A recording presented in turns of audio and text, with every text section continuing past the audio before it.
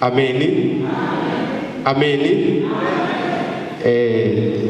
Omile phambi kwenu njengoba sebeshilo wadla mina isibongo ngesigaba ngubaba nami ngiyamthanda kakhulu uNkulunkulu. Amen. Siyambonga uNkulunkulu kakhulu sisemvuselelweni sizojabula phambi kwenkosi. Amen bazalwane. Sizogidela inkosi. Amen bazalwane. Manje siyambonga uNkulunkulu kakhulu. Nami ngimile la ukuthi ngizodlulisa inkulumo emfishane. Ngizoba mfishane kakhulu. Amen bazalwane. Manje ngiyacela sivule amabhayibheli ethu. Sivule lapha ya kuJohn chapter 14 sifunde uverse number 19. Omunye angivulele lapha kuJohn 10 siqale kuverse number 14. Amen.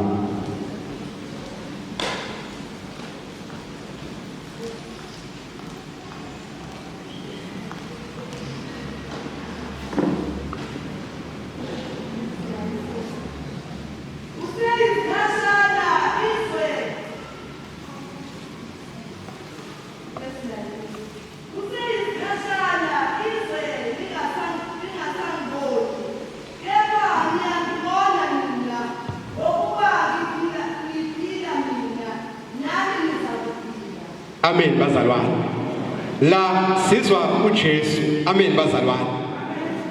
Uma ufunda isihloko sithi inkulumo yokuvalelisa kukaJesu. Amen bazalwane. And siyamuzwa uJesu la uma ekhuluma nabo uthi kuseyisikhashana izwe lingasangiboni kepha niyangibona nina ngokuba ngiphila mina nani nisaphila. Amen bazalwane. uJesu la kunento ayivezayo ukuthi njengoba bembona yena nabo bazakuphila. Amen bazalwane. Le nkulumo isho ukuthini? Isho ukuthi once wahlangana noJesu uthola ukuphila. Amen bazalwane. Manje ngiyafisa ngesikhulume kafushane ngezwe labaphilayo nezwe labafileyo. Amen bazalwane. Ngoba ngaphandle khona abaphilayo khona abafileyo. Ohlangene noJesu lithi iBhayibheli uzaphila. Amen bazalwane. Wathi nje wahlangana noJesu uyaphila. And kunendlela ohlangana ngayo noJesu. Amen bazalwane. Bese uyaphila. Asiqhubeke sifundeni bazalwane. Ake sivule amabhayibheli ethu lapha ya kuJohn 7 verse 37 and 38 sisazoya ku chapter 10. Amen. Amanzi okuphila verse 37. Kepha ngosuku lokugcina olukhulu lomkhosi uJesu wema wamemeza wathi uma ekhona omileyo akeze kimi aphuze. Amen bazalwane. La sizwa uJesu lithi iBhayibheli la ayekhona kwakunomkhosi. Amen bazalwane. And lithi iBhayibheli alisvezela ukuthi zase zingaki insuku uqale lo mkhosi. Kodwa lithi iBhayibheli ngosuku lokugcina lomkhosi uJesu wema wamemeza. Amen bazalwane. And asazi ukuthi njoba lo mkhosi wokuqhubeka kwakwenzakalani. Kodwa njoba kwakumkhosi sasikhona iphuze ekhona. Kodwa uthi Yesu la ngosuku lokugcina omileyo akeze kimi aphuze. Amen bazalwane. Ngoba uJesu uma ekhuluma ngokuphuza kuye, once waphuza kuye uthola lokuphila akhuluma ngakho. Amen bazalwane. Asiqhubeke 38. Okholwa yimi njengokusho kombhalo eswini sakhe kuyagobhoza imifula yamanzi aphilayo. Amen bazalwane. Uma usuphuze uJesu fanele uphuze unokholwa. Amen bazalwane. Ukholwe amazwi akhulumayo kuwe. Amen bazalwane. Lithi iBhayibheli once wakholwa ke amazwi uJesu akhulumayo kuwe eswini sakho kugobhoza imfula yamanzi aphilayo. Amen bazalwane. Ukuze ukwazi ukuhlala noJesu kuqala ukholwe amazwi akhuluma kuwe.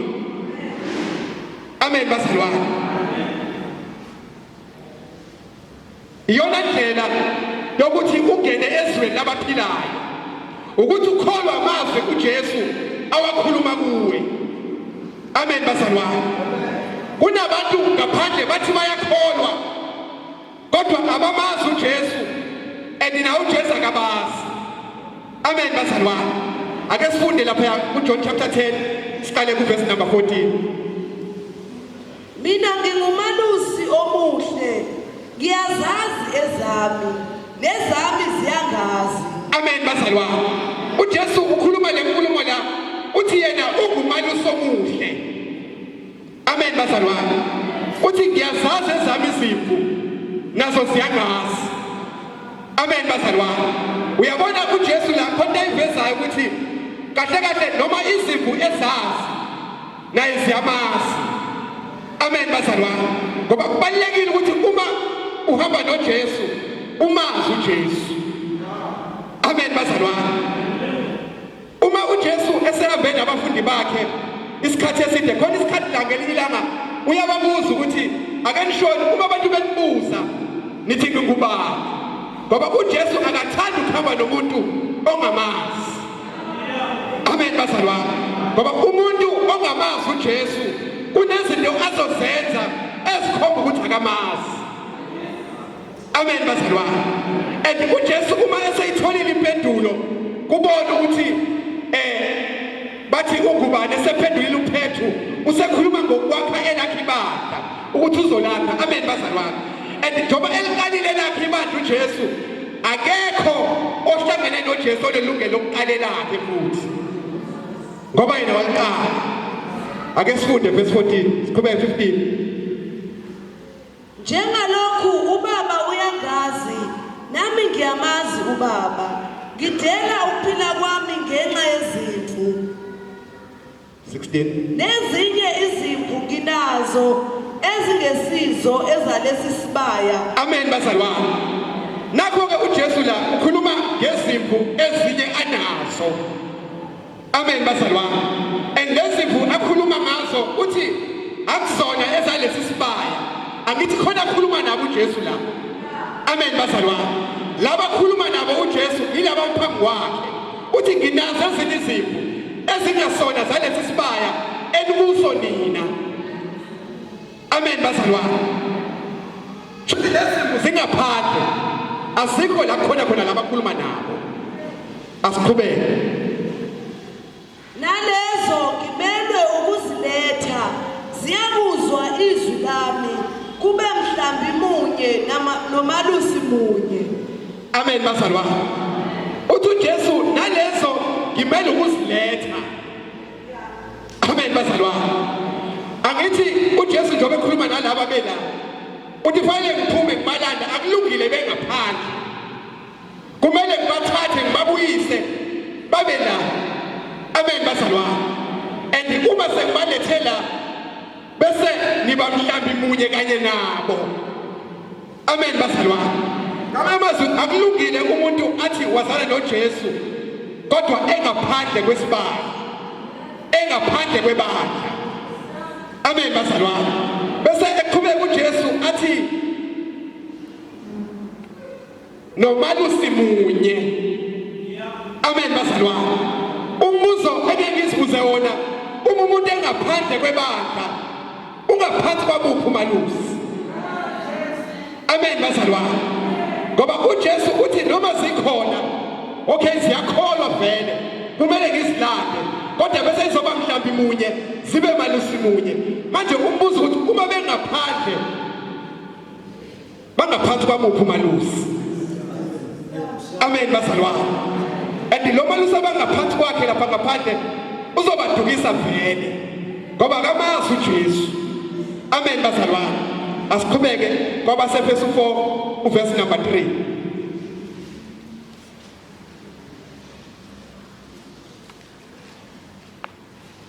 Verse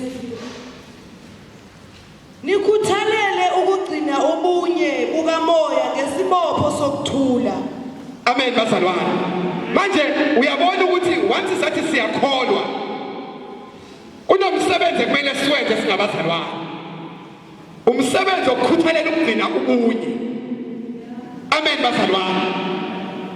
Once sisahluleka ukwenza lokho sifailile. Amen bazalwane. Manje into eyenzeka ngaphandle kwenzeka umonakalo omkhulu. Umuntu uyakwazi ukuxabana nomuntu azwana naye mhlabe eqala isonto bese beyahlukana kalula kanjalo. Bakhohlwa ukuthi uNkulunkulu uthe asikukhuthalele ukugcina ubunye. Amen bazalwane. Wathi sathi siyakholwa kumele sikhuthalele ukugcina ubunye. Once sahlukana ikhona inkinga ekhona. Amen bazalwane. Ngoba la sibizelwe khona sibizelwe emnyeni. Asifunde lapha 2 Timothy chapter 4 sifunde uverse 3 and 4. Amen bazalwane. Ngoba kahle kahle uma sikhuthalela ukugcina ubunye lokho kukhomba ukuthi bazalwane sisezweni labaphilayo. Amen bazalwane. Kodwa abantu abangekho ezweni labaphilayo abakukhuthalela ukugcina ubunye. Umuntu uyazenzela lonke kanjani bese ufuna ukuphuma lapho uyaphuma qalo kwakhe. Amen bazalwane. Kodwa thina esendlini kaNkulunkulu esibiselwe bona ukukhuthalela ukugcina ubunye. Asifunde verse 3. Ngokuba kuyakuba khona isikhathi abangayivuma ngaso isifundiso esiphilayo, kepha ngokwezikanuko zabo bayakuzibuthela abafundisi njengokubatshwa kwezindlebe zabo. Amen bazalwane. Manje la khona into evelayo la ukuthi kunesikhathi la abangayivuma ngaso isifundiso esiphilayo. Amen bazalwane. Ngoba kahle kahle abantu abasalifuni iqiniso ngaphandle. Abasalifuni iqiniso. Kodwa la siyazi ukuthi kahle kahle lesi sikhathi lesi abayavuma ngaso isifundiso esiphilayo isikhathi vele sesikhona manje. Amen bazalwane. Asifunde verse 4. Bafulathelise izindlebe zabo eqinisweni, baphambukele ezinganekwaneni. Amen bazalwane. Ngendlela iqiniso abangasalifuni ngalo sebencama ukuthi bakhuluma inganekwane. Bakhuluma izinto ezingekho ezwini likaNkulunkulu. Amen bazalwane. Ngake ngakhuluma nomunye ubaba ngenye ilanga sisemsebenzini laphaya. Uthi yena mina kunezinto noma iBhayibheli ngilifunda kodwa la khona ekufika khona isikhathi khona la ngithi khona ngokwami kumele kube kanje. Amen bazalwane.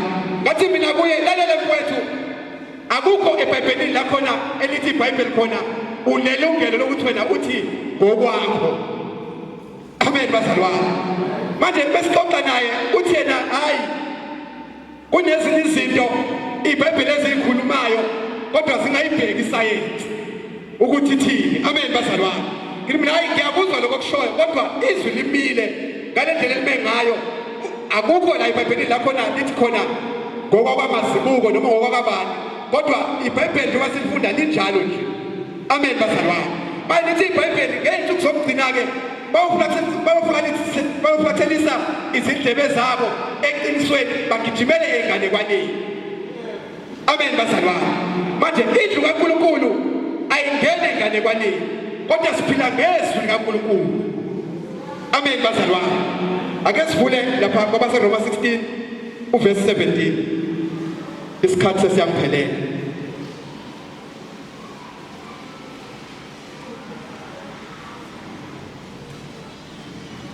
Verse 17. Ngiyanincenga bazalwane ukuba niqaphele ababanga ukwahlukana nokukhubekisa bephambene nesifundiso enafundiswa sona nina nahlukane nabo. Amen bazalwane. Manje uyabona ukuthi le ndaba yokuthi sikhuthalele ukugcina ubunye into ekumele singabazalwane silwele ngaso sonke isikhathi. Amen bazalwane. La sithola uPauli uyabaxwayisa labazalwane ngababanga ukwahlukana. Amen bazalwane. Ngoba umuntu obanga ukwahlukana uyisula ngendlela esimanga. Amen bazalwane. Kulula umuntu ongaphandle ngoba ngithi mina umuntu ongekho phakathi kwebandla lo muntu ungaphandle. Amen bazalwane. Kumele nalandwe abuye abe phakathi kwebandla. Umuntu ongaphandle kulula ukuthi njani ukwahlukana phakathi kwebandla. Amen bazalwane. Noma phakathi kwesonto leliqalile. Amen bazalwane. Manje uPaul uyabaxwayisa labazalwane ngababangu wahlukana phakathi kwabo ngoba uma ufunda incwadi lapha yeZaga 18 ufundala ko verse 1 lithi iBhayibheli lapha ozahlukanisayo usifundele sakhe isifiso uphika kokuhlakanipha kaNkulunkulu. Amen bazalwane. Ngoba uNkulunkulu kahle kahle indaba yobunye indaba endala. Amen bazalwane. Athi uverse 2 isula asithokozi ngokuqonda kodwa sifuna okusenhlizweni yaso. Amen bazalwane. Yazi umuntu odala ukwahlukana akafuni ukubhekisisa umbhalo ukuthi uthini. Mekukhona lento esengqondweni yakhe ukuthi enze yona wenza yona. Amen bazalwane. Akabheka ukuthi aqonde kahle ukuthi izwi likaNkulunkulu lithini mana nokuhlukana umuntu ane enze yena. Amen bazalwane. Ingakho uNkulunkulu ethi isula asithokozi ngokuqonda. Amen bazalwane. Sifuna kuphela okusenhlizweni yaso. Amen bazalwane. Lithi baphambene nesifundiso enafundiswa sona nina nahlukane nabo. Amen bazalwane. Umzalwane wasebandleni akukho umdlalo ofanele benabo nomuntu wesonto ngezokholwa. Amen bazalwane. Umzalwane wasebandleni nomuntu wesonto. Amen bazalwane. Akufanele kuze uyena kushumayeze. Amen bazalwane. Uwena onikezwe igunya lokuthi ushumayeze yena abuye enze la ebandleni. Amen bazalwane. Asifunde verse 18. Verse 18. Ngokuba abanjalo abayikhonzi Nkosi yethu Kristu bakhonza isisu sabo nangamazwi amahle namnandi bakhohlisa izinhliziyo zabangenacala. Amen bazalwane. Ababangu wahlukana abayikhonzi Nkosi. Amen bazalwane. Noma bangathi bayayikhonza kodwa abayikhonzi Nkosi uma bebangu wahlukana. Amen bazalwane. Kune zinto esikhuluma la ebandleni ongeke usikhulume esontweni. Amen bazalwane. Ongasikhuluma ungaphuma usuhlehla. Amen bazalwane. Ake sifunde lapha kuJohn 16 uverse number 1 omunye angivule lapha kuMatthew 10 sengizohlala phansi. Amen bazalwane. Uzwe ukuthi uma ungafika khona ungaba nenkinga. Amen bazalwane. Ngoba abantu bathi bayakholwa ngaphandle kodwa abamazi uNkulunkulu noNkulunkulu akabazi. Asifunde verse number 1. Nokho ngikukhulume kini ukuba ningakhubeki. Verse 2. Bayakunikhipha